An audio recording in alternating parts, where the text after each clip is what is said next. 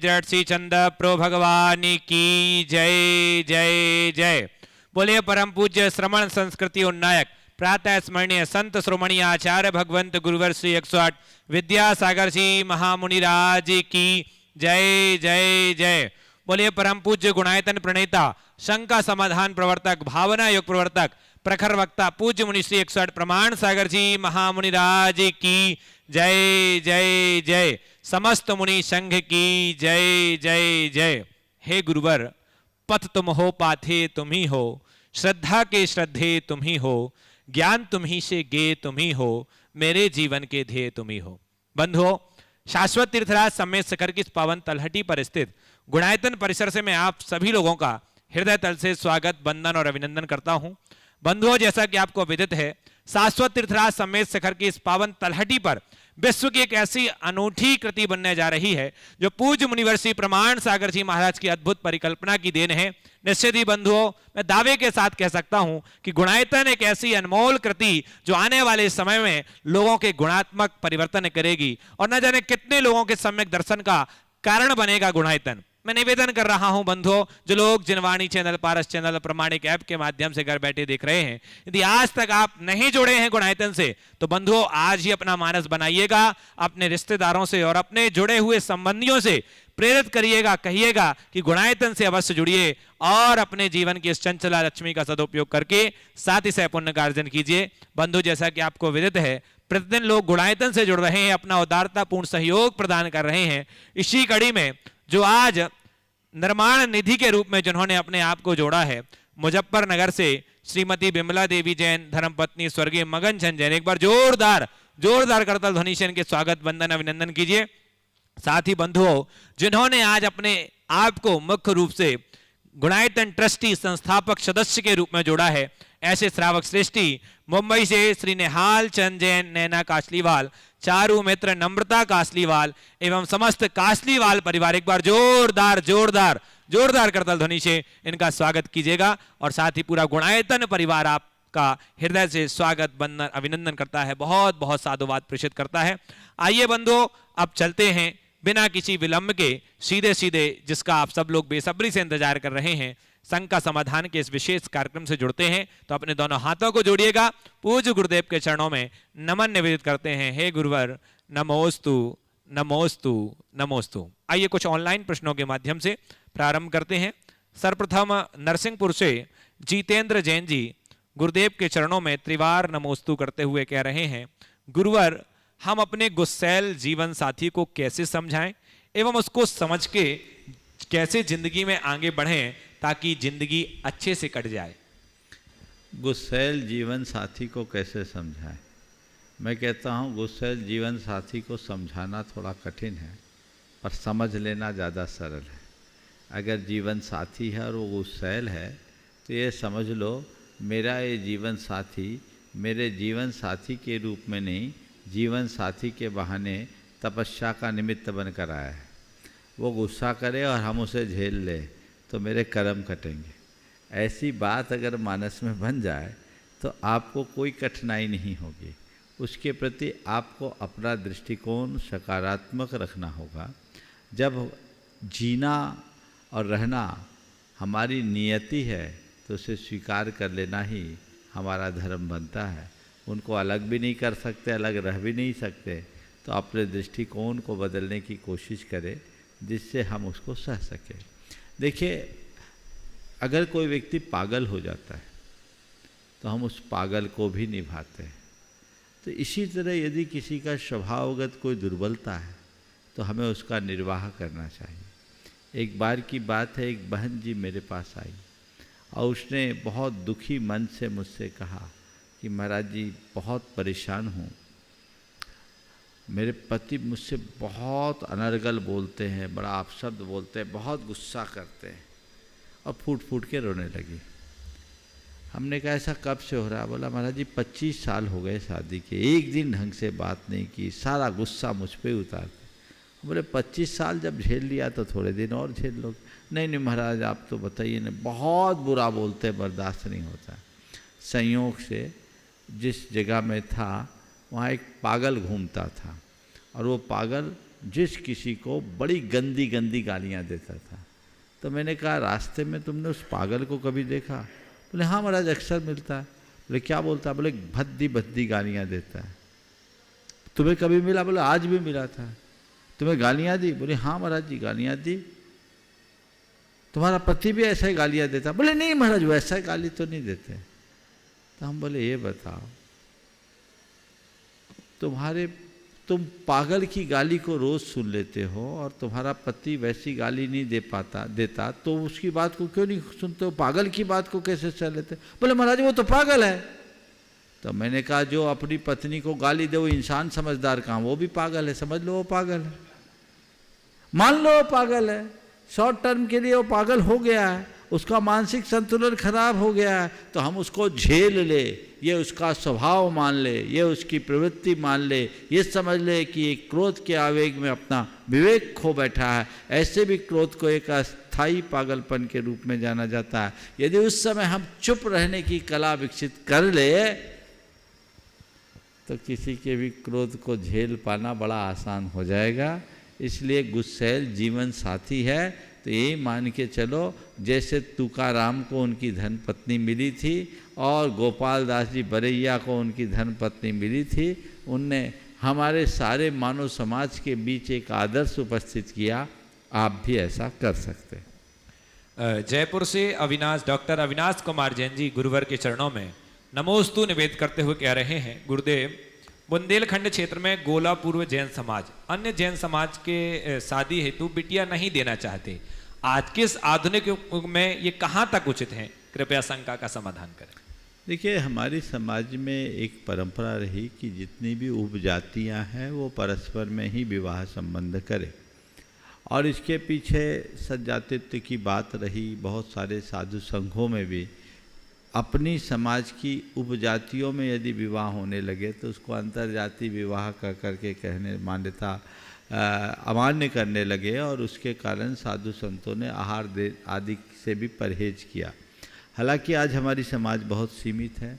कुछ समाज तो ऐसी है जिनकी संख्या पूरे देश में 10-5 हज़ार भी नहीं है, तो वो कहाँ संबंध करेंगे? इसलिए हमें विधर्म विवाह से बचना चाहिए। अपने सजाति धर्म में अगर आपको विवाह आदि का कोई प्रसंग है तो इन सब चीज़ों को नकारने का औचित्य नहीं है। हमारे महाराज आचार्य महाराज तो हमेशा ही संदेश देते हैं और समय काल के अनुसार देखना चाहिए। जाति को नहीं देखो, धर्म समान होना चाहिए। विधर्म विवाह से बचना चाहिए। यदि कोई ऐसा कहते हैं तो उनका अपना व्यक्तिगत रुझान होगा। लोग परस्पर की सजातीयता में ही संबंध करते, विभिन्न समाजों में ये है, लेकिन अब धीरे धीरे ये बंधन ढीला हो रहा है क्योंकि ये समय की एक आवश्यकता भी बन गई है और लोगों को इन मामलों में बहुत ज़्यादा अब तूल देने की आवश्यकता नहीं रही। उत्सव 16 अहमदाबाद से अशोक कुमार गांधी गुरुवर के चरणों में नमोस्तु निवेद करते हुए कह रहे हैं, गुरुदेव धर्म करना और धार्मिक क्रिया करने में क्या अंतर है? न्यू जनरेशन धार्मिक क्रिया को कम मानती है, सही क्या है? समाधान कीजिए। धर्म करना और धार्मिक क्रिया करना, देखिए धर्म क्या है? जो हमारे विचारों का धर्म है वो हमारे भीतर है और जो हमारे क्रियाओं का धर्म है वो हमारे बाहर है।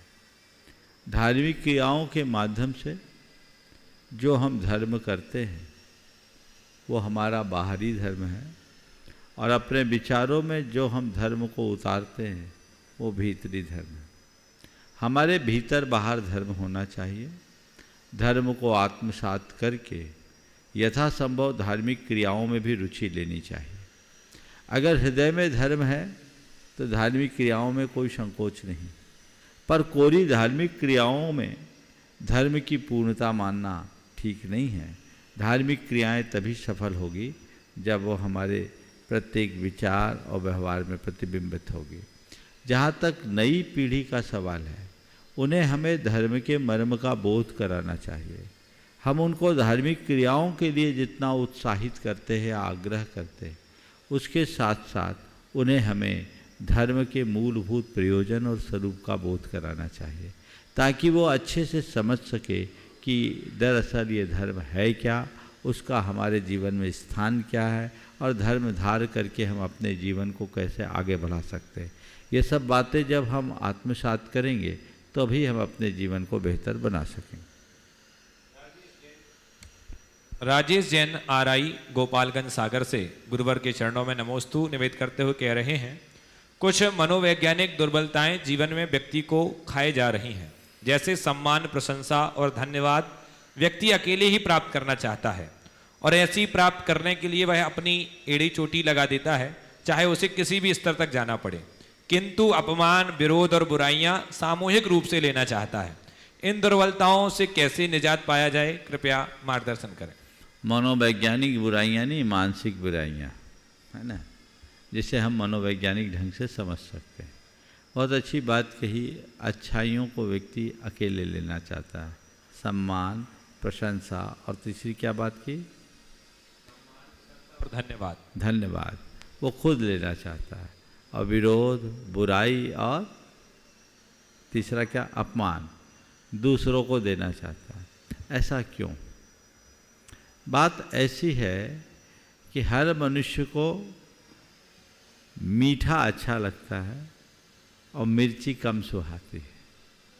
ये सम्मान, प्रशंसा और धन्यवाद जैसे जो शब्द है वो मीठे की तरह मन को आह्लाद करते हैं, और ये व्यक्ति का एक स्वभाव होता है, जो उसके मन का ईगो है, वो उसे हमेशा औरों से बेहतर साबित करने के लिए प्रेरित करता है, अपने आप को औरों के बीच बेहतर रूप में प्रस्तुत करने के लिए प्रेरित करता है।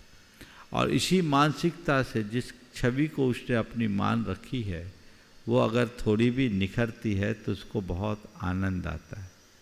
इसके विरुद्ध अपमान, विरोध और बुराई जब जीवन में जुड़ती है तो उससे उस व्यक्ति की छवि बिगड़ती सी दिखती है। तो जो व्यक्ति अपनी बाहरी छवि को निखारना चाहता है वो उसकी पुष्टि में प्रसन्न होता है, और जिससे छवि बिगड़ती है तो उससे व्यक्ति के मन को बड़ा आघात पहुंचता है। यदि व्यक्ति के हृदय सरल हो जाए तो वो दोनों में संभाव रखने की सामर्थ्य विकसित कर सकता है।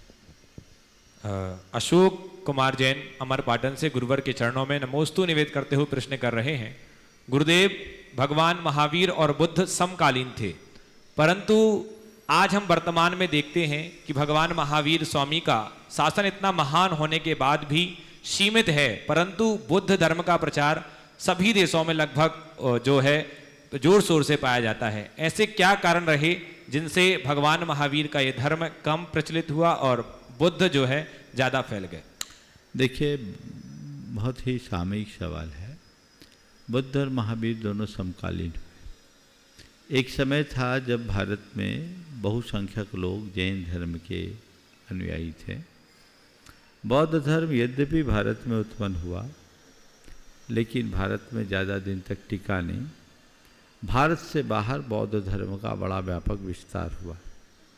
जैन धर्म का भारत में ही सीमित रहने के पीछे कुछ खास कारण रहे, क्योंकि जैन मुनियों की चर्या भारत से बाहर पल पाना, खासकर बर्फीले प्रदेशों में कठिन रहा।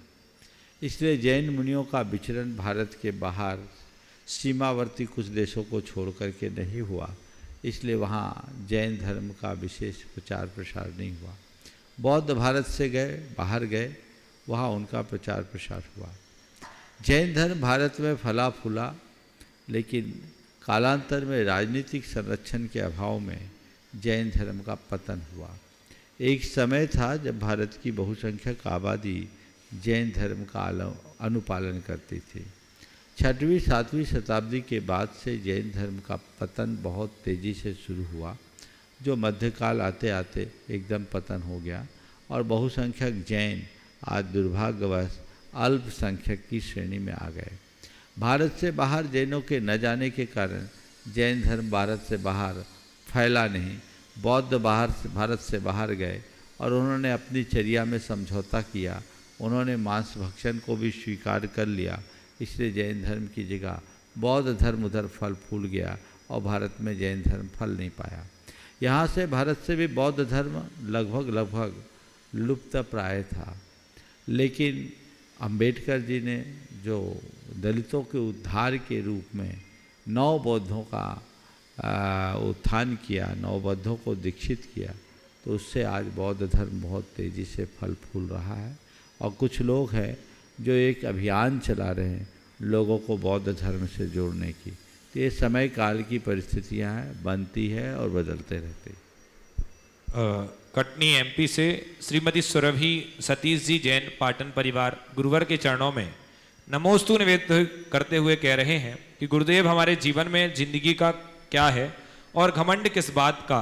जन्म होने पर बंटने वाली मिठाई से शुरू हुआ जिंदगी का यह खेल श्राद्ध की खीर पर आकर खत्म हो जाता है। लोग इसे ही जीवन की मिठास मानते हैं, पर बड़े दुर्भाग्य की बात है कि इंसान इन दोनों मौकों पर इन दोनों चीज़ों को नहीं खा पाता है। आकर नहाया और नहाकर चल दिया, फिर भी घमंड किस बात का। कृपया शंका का समाधान करें। अगर इस बात पर विचार कर ले तो घमंड बचेगा ही।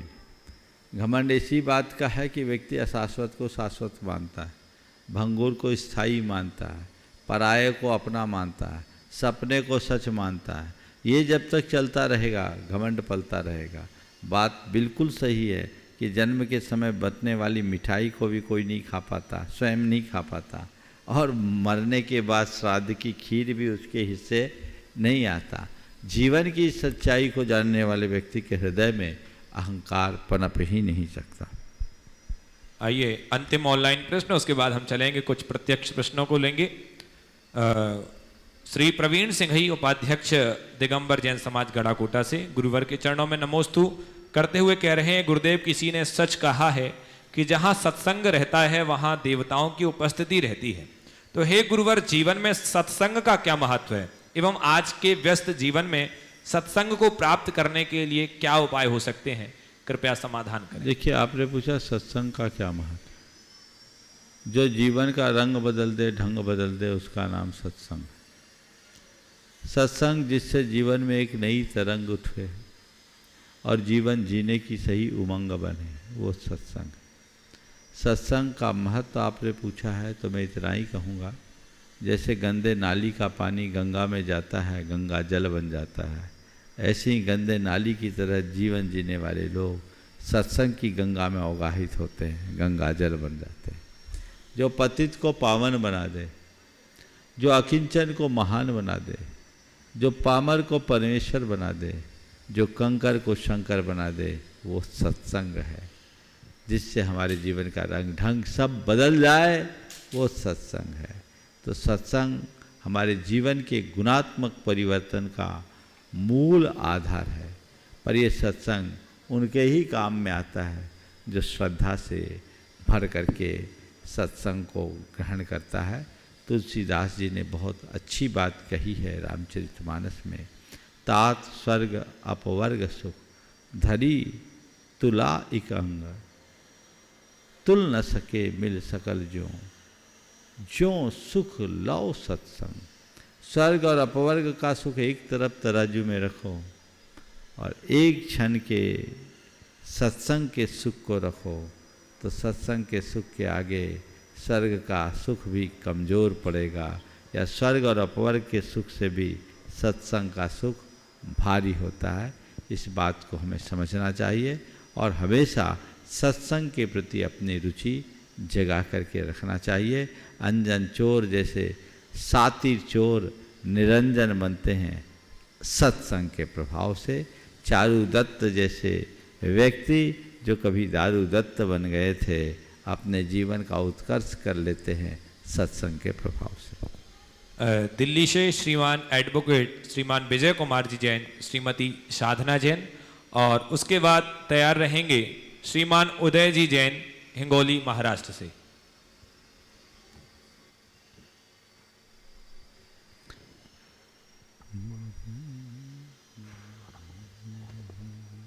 महाराज श्री नमोस्तु नमोस्तु नमोस्तु। महाराज श्री, ये प्रश्न मेरा नहीं है, मेरी बेटी का दिल्ली से है। वो आपसे जानना चाह रही है कि ईमानदारी की राह पर चलने का सबसे बड़ा फायदा यह होता है कि इस रास्ते पर भीड़ बहुत कम होती है, लेकिन भटकाव की संभावना बहुत ज़्यादा रहती है। मुनिश्री, इस भटकाव से कैसे बचा जाए? ईमानदारी के रास्ते पर चलने का सबसे बड़ा फ़ायदा ये होता है कि इस रास्ते में भीड़ बहुत कम होती है, अब भटकाव की संभावनाएं ज़्यादा रहती। जी मैं दूसरी लाइन से सहमत नहीं। ईमानदारी के रास्ते में भटकाव नहीं है, बेईमानी के रास्ते में भटकाव है।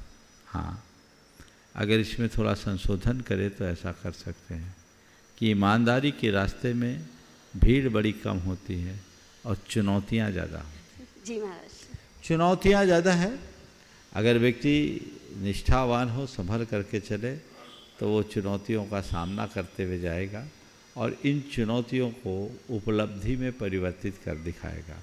तो हम चुनौतियों से घबराएं नहीं, चुनौतियों का सामना करना सीखें और उन्हें अपनी कुशलता से उपलब्धियों में बदलने का अभ्यास करें। नमोस्तु महाराज। नमस्ते। श्रीमान उदय जैन हिंगोली महाराष्ट्र से, और उसके बाद तैयार रहेंगे अनिल कुमार जैन कोटा बूंदी राजस्थान।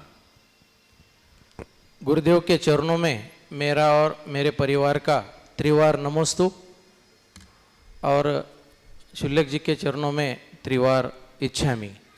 गुरुदेव, मेरी ये शंका है कि आदमी आजकल स्वयं को भूलकर पद, प्रतिष्ठा और पैसे के पीछे रात दिन दौड़ रहा है, बल्कि उसको पता है कि ये अपने पुण्य से, भाग्य से मिलने वाला है।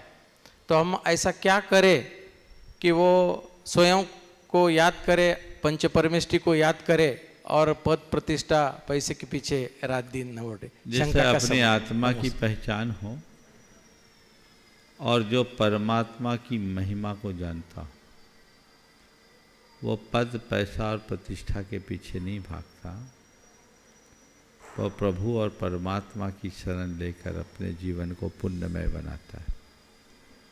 लेकिन जिन्हें इसका बोध नहीं, वो ऐसी ही अंधी दौड़ में दौड़ता है।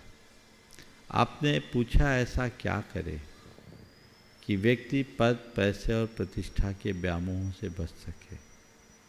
ऐसे व्यक्ति के लिए हमें एक ही काम करना है, हर व्यक्ति को इस बात का बोध कराना कि मैं कौन हूँ और मेरा क्या है। अपने आत्मस्वरूप का जब व्यक्ति को बोध हो जाता है, जीवन की वास्तविकता को वो समझने लगता है, तो फिर ऐसी चीज़ें कभी हावी नहीं होती। व्यक्ति जीवन और जीवन की व्यवस्था को समझ करके जीने का आदी और अभ्यासी हो जाए। कोटा बूंदी राजस्थान से अनिल कुमार जैन, और उसके बाद तैयार रहेंगे कोटा से धनराज जैन जी। महाराज श्री के चरणों में मेरे और मेरे परिवार का त्रिबार नमोस्तु नमोस्तु, और शुल्लक जी महाराज के श्री चरणों में इच्छामि इच्छामि इच्छामि। महाराज जी, मेरी शंका ये है कि वर्तमान समय में हमारे बच्चे जॉब और शिक्षा के लिए घर से बाहर जाते हैं, वह अपनी प्राथमिकता धर्म साधना से ज़्यादा शिक्षा और जॉब को दे रहे हैं। तो महाराज जी, वर्तमान समय में बच्चों को धर्म मार्ग पर शिक्षा के साथ और अपने कार्य के साथ कैसे तालमेल रखना चाहिए, इस संबंध में मार्गदर्शन करें। रोज ही ये सवाल आता है, अनेक बार मैंने इसका उत्तर दिया। मैं तो इस बात को कहूँगा कि जब बच्चे बाहर जाते हैं तब आप धर्म साधना की बात करते हो। आपने बचपन से अपने बच्चों को तैयार कहाँ किया? शुरू से बच्चों को तेरे को IIT करना है, तेरे को CA करना है, तेरे को MBA करना है, ये सब बात हम सामने रख करके चलते हैं। हम ये क्यों नहीं बताते कि तेरे को एक अच्छा इंसान बनना है, तुझे एक धर्मी बनना है, तेरे कैरियर से ज़्यादा मूल्यवान तेरा कैरेक्टर है, तुझे इन सब बातों का ध्यान रखना चाहिए। ये बात बच्चों के हृदय में कूट कूट करके भरना चाहिए। जीवन के प्रारंभिक अवस्था में यदि बच्चों के हृदय में ये बात बिठा दी जाए तो किसी भी क्षेत्र में क्यों नहीं जाए। मैं उच्च शिक्षा का विरोध नहीं करता, मेरे संपर्क में बहुत से ऐसे युवक युवती हैं जिन्होंने उच्च शिक्षा ग्रहण की और वे लोग उच्च शिक्षा के दौर में भी पूरी तरह धार्मिक आचरण किया। यहाँ तक कि कई बच्चों ने, जिनके रात्रि भोजन का त्याग था, सुलभ न होने के कारण एक वक्त भोजन करके IIT पास आउट किया। अंतरंग में वैसे भाव संस्कार। अब माँ बाप कहते हैं तो चलता है, ये होता है महाराज। तू तो अभी पढ़ाई कर ले, बाद में देख लेना। पथभ्रष्ट आपने किया। बच्चों को अगर शुरू से मजबूत बना दोगे, मुंहों में फंसने की जगह अच्छी प्रेरणा दोगे, तो बच्चों में भटकाव कहाँ से होगा। तो हमें बच्चों के लिए दोषी साबित करने की अपेक्षा अपनी दृष्टि को बदलना चाहिए और अच्छी तैयारी करनी चाहिए, ताकि सब कुछ अच्छा हो सके। नमोस्तु महाराज। धनराज जैन, श्रीमान धनराज जैन कोटा से, और उसके बाद तैयार रहेंगे श्रीमान सुरेश कुमार जी, श्रीमती प्रेमलता जैन, इम्फाल, मणिपुर। मुनिश्री के चरणों में त्रिबार नमस्तु मेरे और मेरे परिवार की तरफ से। सुल्लक जी के चरणों में इच्छामी। मेरी जिज्ञासा ये है कि आहार देने के और अभिषेक करने के सोले के वस्त्र अलग अलग रखे जाते हैं, क्यों? भैया जिससे पूजा करो उसी से भोजन करो, ये अच्छी बात है क्या? पूजन के वस्त्र अलग है, आहार के वस्त्र अलग है। तुम और कामों में अपने सैकड़ों प्रकार के वस्त्र रखते तब सवाल नहीं। अब तुमने पूजन और आहार के वस्त्र वही एक ही रख लिए, तो जब सुबह से पूजा करे 10 बजे आहार दोगे तो वही वस्त्र पहने रहोगे, पता नहीं कहाँ कहाँ घूम फिर के आओगे। समझ गए? इसलिए सब क्रियाओं के अलग अलग व्यवस्थाएं होती है, उसको उसी रूप में देखना चाहिए। नमोस्तु नमस्ते। सुरेश कुमार जैन, प्रेमलता जैन, इम्फाल से, और उसके बाद तैयार रहेंगे टीकमगढ़ से गुणायतन ट्रस्टी श्रीमान अखिलेश जी सतवैया। नमोस्तु गुरुदेव, नमोस्तु गुरुदेव, नमोस्तु। मेरे और मेरे परिवार की तरफ से नमोस्तु। कलकत्ता से महावीर जी ने भी आपको नमोस्तु कहा है। मेरी शंका ये है कि माता जी के संग रहने की तैयारी कब से और कैसे करनी चाहिए, जिससे मैं मेरा आत्म कल्याण कर सकूं। माता जी के संग रहने की तैयारी कब से करना चाहिए? जब लगने लगे घर में बहू बेटों ने घर अच्छे से संभाल लिया, तो अब आप अपनी आत्मा को संभालने के लिए लगो। उसके लिए कोई टाइम पीरियड नहीं होता। घर की जवाबदेहियाँ पूरी हो गई तो अब निज घर की ओर देखने का प्रयास करना। और सहस्त्र नाम का पाठ रात में कर सकते हैं क्या? कर सकते हैं। नमोस्तु गुरुदेव। श्रीमान अखिलेश जी सतवैया, टीकमगढ़ से गुणायतन ट्रस्टी, और उसके बाद तैयार रहेंगे Anudish Jain, Agra, Uttar Pradesh. Hello hello hello. गुरुदेव के चरणों में बाबूलाल सतवैया, सतवैया परिवार, गुणायतन परिवार, टीकमगढ़ का त्रिवार नमोस्तु नमोस्तु नमोस्तु। शुल्लक जी के चरणों में बारंबार इच्छामी इच्छामी इच्छामी। गुरुदेव, जिंदगी एक खेल का मैदान है, जहाँ खिलाड़ी की तरह उतरो। जिंदगी एक खेल का मैदान है, जहाँ खिलाड़ी की तरह उतरो तो जीत के साथ हार का अंदेशा रहता है। अगर दर्शक दीर्घा में बैठो तो तालियां बजाते रहो, लेकिन कुछ कर नहीं सकते हैं। गुरुदेव, ऐसा क्या प्रयास किया जाए, क्या साहस कैसे किया जाए कि हमेशा खिलाड़ी की तरह उतरते रहें? बिल्कुल ठीक बात कही। जिंदगी एक खेल का मैदान है, और खेल के मैदान में खिलाड़ी भी होते हैं। जो आप कहना चाह रहे हैं, मुझे लगता है कुछ संशोधन की अपेक्षा है। और दर्शक दीर्घा में बैठे हुए लोग भी होते हैं। खिलाड़ी जी जान लगाता है, जीतता भी है, हारता भी है। दर्शक दीर्घा के लोग तो केवल तालियां बजाते हैं। खेल के मैदान में हम खिलाड़ी की तरह उतरे तो बड़ा आसानी से अपना जीवन आगे बढ़ा सकते हैं, क्योंकि खेल का आनंद भी उसी को है जो खिलाड़ी बना है। दर्शक को आनंद नहीं जो केवल तालियां बजा रहा है। पर ये मान करके चले, खेल खेल है। अगर जीत है तो हार भी है, बिना हार के जीत का मजा भी कहाँ। खेल का मजा ही तब है जब कोई जीतता है, कोई एक हारता है। तो खेल खेलो, पर खेल को केवल खेल देखो। जैसे जीत का जश्न मनाते हो, वैसे हार को भी उस खेल का अंग मान करके चलो। जीवन में सुख भी आते हैं, दुख भी आते हैं। सुख का सत्कार करते हो तो दुख को भी स्वीकार करो, क्योंकि किसी खेल में केवल जीत होगी, हार न हो तो खेल का मजा है क्या? कोई टाई हो जाता है मैच तो कहते हैं मजा खराब हो गया, है ना। जीत होनी चाहिए। तो जीत तभी होगी जब किसी की हार होगी, ये सापेक्ष है। तो जीतो तो भी स्वीकार करो और हारो उसे भी स्वीकार करो। जीतने के बाद इस बात को ध्यान में रखना कि आज की जीत कल हार भी बन सकती है, और हारने के क्षण में इस बात का ख्याल रखना आज हारे हैं तो कल जीत भी सकते हैं। न जीत खेल है न हार खेल है, खेल तो खेल है जिसमें जीत भी है हार भी। नमोस्तु महाराज, नमोस्तु। अनदिश जैन आगरा से, और उसके बाद तैयार रहेंगी श्रीमती रेखा जैन, सुनील कुमार जी जैन गुणाईतन। गुरुदेव के चरणों में कोटि कोटि नमोस्तु नमोस्तु नमोस्तु। हे गुरुदेव, हमें ये तो पता है कि आदिनाथ भगवान जी का जो मोक्ष है वो कैलाश पर्वत से हुआ है, लेकिन बहुत से लोग मानते हैं कि उनका मोक्ष बद्रीनाथ अष्टापद से हुआ है, और बहुत से लोग कहते हैं कि उनका मोक्ष जो चीन में मानसरोवर पर्वत है, जिस पर बोला जाता है कि भरत चक्रवर्ती ने 72 जिनालयों का निर्माण करवाया था, वहाँ से हुआ था। तो गुरुदेव, हम रियल जो सिद्ध भूमि है उसको क्या माने? कैलाश पर्वत अष्टापद, यही भगवान ऋषभदेव की निर्वाण भूमि है। बद्रीनाथ अष्टापद नहीं है, पर बद्रीनाथ में जिनालय है जो प्राचीन, ऐसा कहते हैं कि जो बद्रीनाथ की मूल प्रतिमा है वो आदिनाथ भगवान की प्रतिमा थी। मुझे नहीं मालूम कब क्या कैसे हुआ, लेकिन इस अर्थ में लोग बद्रीनाथ के प्रति झुकाव रखते हैं। पर भगवान ऋषभदेव की जो निर्वाण स्थली है वो कैलाश में, उसी का नाम अष्टापद है। नमस्ते गुरुदेव। श्रीमती रेखा सुनील जैन CFO गुणाईतन, और उसके बाद तैयार रहेंगे शोभेंद्र जैन गुणाईतन। गुरुदेव के चरणों में बारंबार नमोस्तु नमोस्तु नमोस्तु।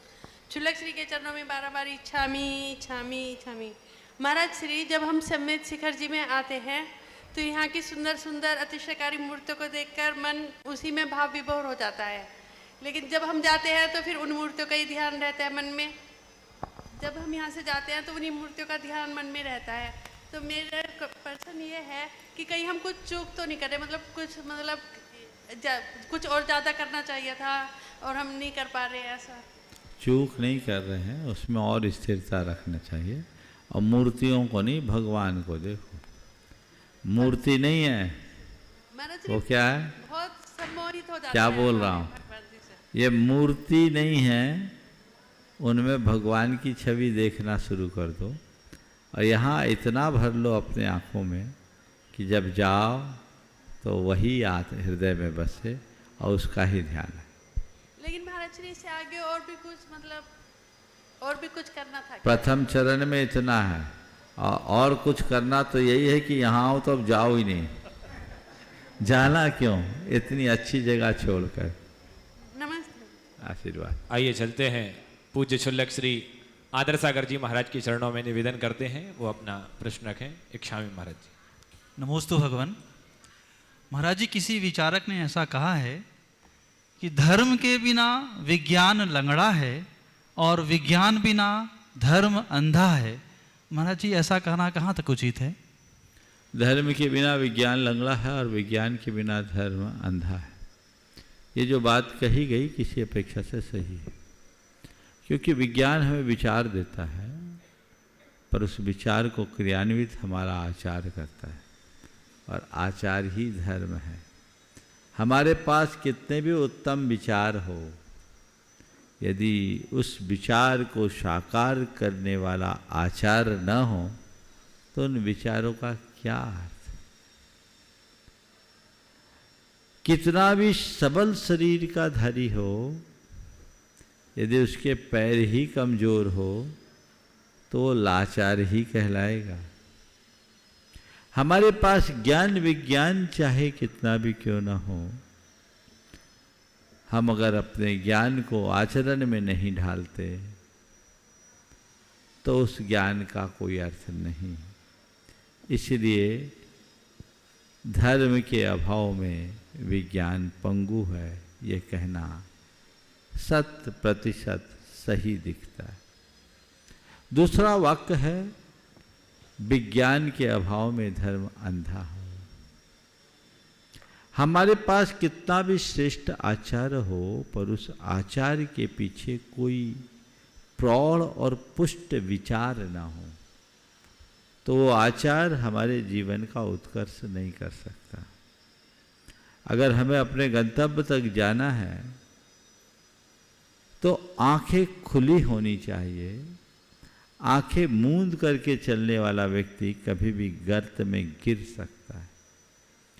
धर्म वो आँख है, विज्ञान वह आँख है जो हमें दृष्टि देता है, दिशा देता है, जिससे हम सही विचार पाकर अपने आचार को सार्थक कर पाते हैं।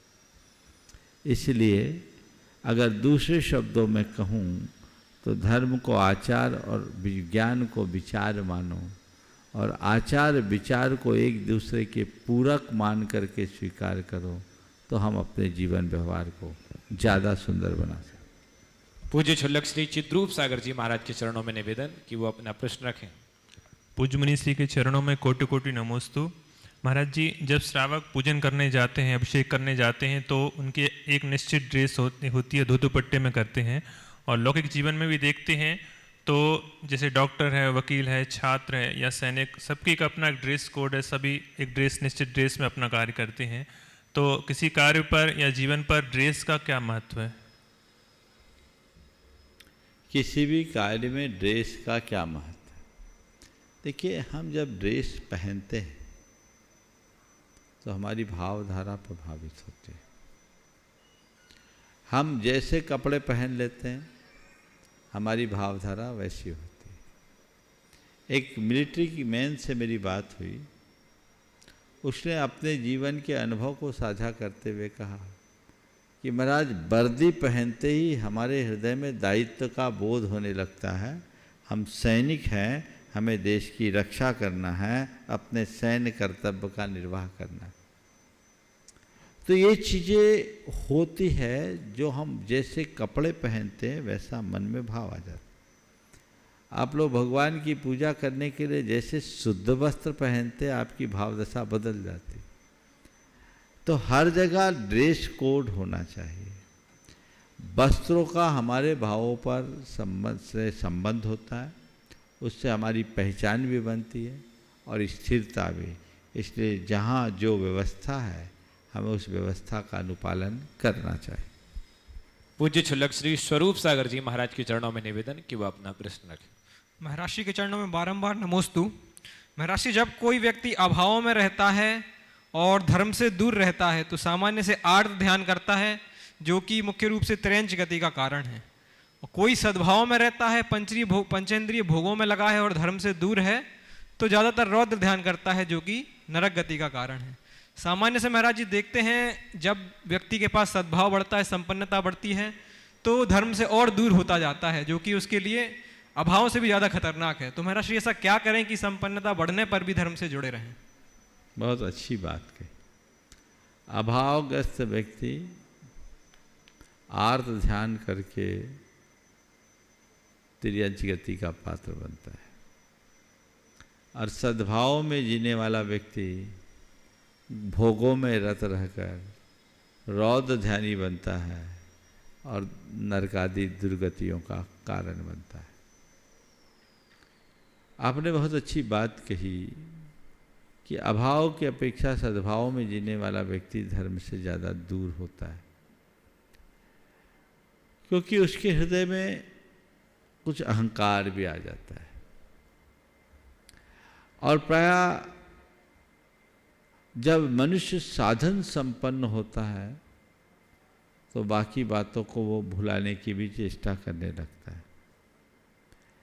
आपने पूछा, ऐसा हम क्या करें कि सद्भाव होने पर भी हमारा हृदय धर्म से जुड़ा रहे? मैं तो ये कहूँगा, स्वभाव को पहचानो,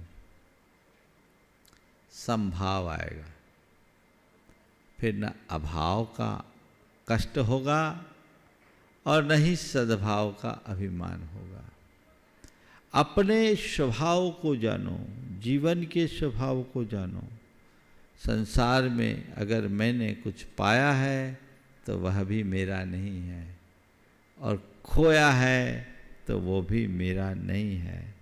अभाव है तो वो भी टिकने वाला नहीं है, सद्भाव है तो वो भी टिकने वाला नहीं है। मेरा बस मैं हूँ, मेरा स्वभाव है, एगो हम सा सदुवादा नान दंसन लक्षणों। मैं तो बस ज्ञान दर्शन लक्षण वाला, ज्ञान दर्शन स्वभावी आत्मा हूँ। उस स्वभाव को पहचान ले, उसे पहचान लिए तो हमें किसी का अभाव खटकेगा ही नहीं, और फिर किसी के सद्भाव से अभिमान भी नहीं उमड़ेगा। हम अभाव और सद्भाव दोनों से ऊपर उठकर समभाव की स्थिति में जीने के अभ्यासी बन सकेंगे। पूज्य क्षुल्लक श्री समादर सागर जी महाराज के चरणों में निवेदन कि वो अपना प्रश्न रखें। हे मुनिवर, आपके चरणों में कोटि से नमोस्तु। जी, दो बातें पढ़ते हैं, एक परिग्रह है, एक संग्रह है। संग्रह को कहीं भी इस प्रकार से नहीं कहा है कि ये दुख का कारण है, या संग्रह क्योंकि जीवन यापन के लिए किया जाता है। लेकिन परिग्रह को संज्ञा में रखा, अनुव्रतों में रखा, महाव्रतों में रखा, 4-5 जगह इसको रखा है। तो महाराज जी, परिग्रह और संग्रह, इन दोनों को कैसे समझे, इनमें क्या अंतर है? देखिए, बहुत अच्छी बात कही।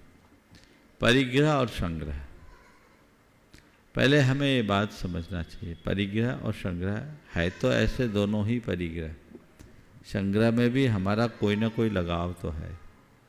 आसक्ति का नाम परिग्रह है और चीज़ों को इकट्ठा करने का नाम संग्रह है। ये कोई ज़रूरी नहीं कि जिसे हमने संग्रहित किया वो पूरी तरह परिग्रही हो, लेकिन जिसके पास परिग्रह होगा वो संग्रह कर सकता है। संग्रह को इसलिए स्वीकार बताया क्योंकि संग्रह से अनुग्रह भी हो सकता है। संग्रह से अनुग्रह होगा और परिग्रह में विग्रह होगा। संग्रह और परिग्रह में अंतर क्या है, इसे ऐसे समझिए। बारिश का समय आता है, नदियों में अपार जल राशि आती, सारा पानी बहकर समुद्र में चला जाता है।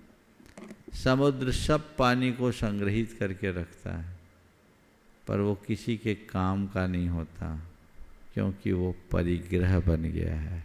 समुद्र केवल लेता है, देता नहीं, जोड़ते जाता है। असंख्य नदियों से भी उसका पेट कभी नहीं भरता, वो परिग्रह है। लेकिन नदी के उसी पानी को बांध बनाकर रोक दिया, अपार जल राशि रोकी और नहरों और नालों के माध्यम से उसे बहाया, रेगिस्तान में भी हरियाली खड़ी कर दी। ये संग्रह है जो अनुग्रह के लिए। एक जगह पानी रुका है जो रोक के रख रहा है, उसका कोई उपयोग नहीं कर रहा, और एक ने पानी रोका ही है औरों के उपयोग के लिए। जब व्यक्ति खुद के लिए जोड़ता है तो वो परिग्रह बन जाता है, और परोपकार के लिए जोड़ता है तो संग्रह हो जाता है। तो संग्रह करो अनुग्रह के लिए, संग्रह से अनुग्रह होगा। परिग्रह में विग्रह है, झगड़े, आसक्ति नहीं। आसक्ति मुक्त जीवन जीने वाला अपने जीवन को एक नई ऊंचाई देने में समर्थ हो जाता। गुरुवर के चरणों में नमोस्तु करते हुए गुरुदेव, जैसा कि कल श्रुत पंचमी का पावन अवसर है, तो हमें किस प्रकार से श्रुत की आराधना करना चाहिए और साथ ही श्रुत पंचमी का पर्व किस प्रकार से मनाना चाहिए, पूरे भारत को संदेश। देखिए, बहुत अच्छा प्रासंगिक सवाल आपने उठाया है। कल निश्चित हमारी संस्कृति का बहुत श्रेष्ठतम पर्व है। कल श्रुत पंचमी है, यानी ऐसा पर्व जिस दिन हमने दृष्टि पाई, जिस दिन हमें आंखें मिली। श्रुत पंचमी ने हमें आंखें दी, उस दिन हमें जिनवानी मिली। पूरे देश में कल श्रुत पंचमी मनाएंगे। प्राय लोग अपने शास्त्रों की पूजा करते हैं, शास्त्रों को धूप दिखाते हैं, उनके पलासने को बदलते हैं। ये तो बहुत उथला रूप है श्रुत पंचमी का। श्रुत पंचमी का सच्चा अर्थ तो यही है कि हम श्रुत को अपनी संस्कृति का आधार मानकर उसके प्रति समर्पित और संकल्पित होने के लिए तत्पर हो जाएं कि हम अपने जीवन का जो श्रेष्ठतम है वो श्रुत के लिए, वो अपनी संस्कृति के लिए समर्पित करेंगे। और बच्चों को घर परिवार में, मंदिरों में श्रुतावतार की कथा होनी चाहिए ताकि लोगों को समझ में आए। कल यहाँ पर भी प्रातःकाल श्रुत की पूजा होगी और श्रुतावतार की कथा होगी ताकि हम जानें कि ये जिनवानी हम तक कैसे आई है, ये संस्कृति यहाँ तक पहुँची है तो कैसे पहुँची है, और इसे आने वाली पीढ़ियों तक पहुँचाने की हमारी जिम्मेदारी क्या है। यदि इन बातों का बोध लोगों को हो तो श्रुत पंचमी मनाना सार्थक होगा। जीत जैन भोपाल से अपना प्रश्न रखें और उसके बाद हम कुछ ऑनलाइन प्रश्नों को लेंगे।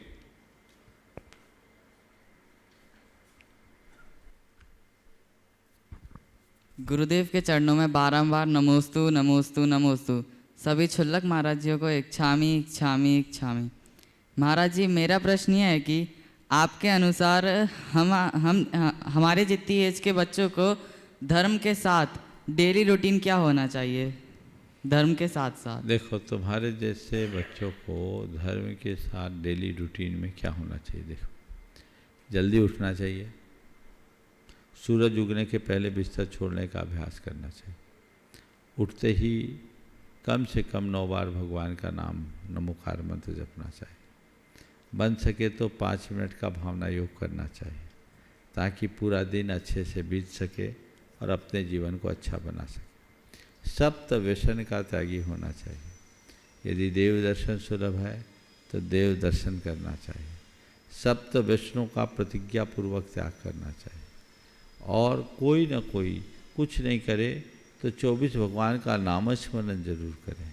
वे हमारे मूल आराध्य हैं और जो चीज़ें हमारे लिए निषेध की गई है उनका पालन करना चाहिए और अपनी पढ़ाई लिखाई अच्छे से करनी चाहिए। माता पिता की भावनाओं का ध्यान रखते हुए उनकी कदर करनी चाहिए और शक्ति के अनुसार उनकी सेवा करनी चाहिए। नमोस्तु महाराज। गुरुदेव के चरणों में रीठी कटनी से मयूरी गिरीश जैन नमोस्तु निवेद करते हुए कह रहे हैं, गुरुदेव मेरा प्रश्न यह है, महाराज श्री जो अच्छा करता है उसे उम्मीद होती है कि बदले में अच्छा मिले, पर जिनकी आदत बुरा करने की होती है तो उन लोगों को ये भी उम्मीद करना फिर भी अच्छा मिले, ये कहाँ तक उचित है? कृपया समाधान करें। अच्छा करने वाले अगर ये उम्मीद करे कि मुझे अच्छा फल मिले तो बात समझ में आती है, पर बुरा करके उम्मीद करे कि हमें अच्छा फल मिले, ये कहाँ तक उचित है? मैं तो ये मानता हूँ कि अच्छा भोजन करके कोई सोचे कि हम तंदुरुस्त रहें तो अच्छी बात है, और जहर खाने के बाद कहे कि कोई सोचे कि मैं जिंदा रहूं तो क्या कहें? अरे तुम बुरा कर रहे हो तो तुम्हारा पतन तो होना ही है। बुरा करने का फल अच्छा चाहना ये जीवन का बड़ा विरोधाभास है।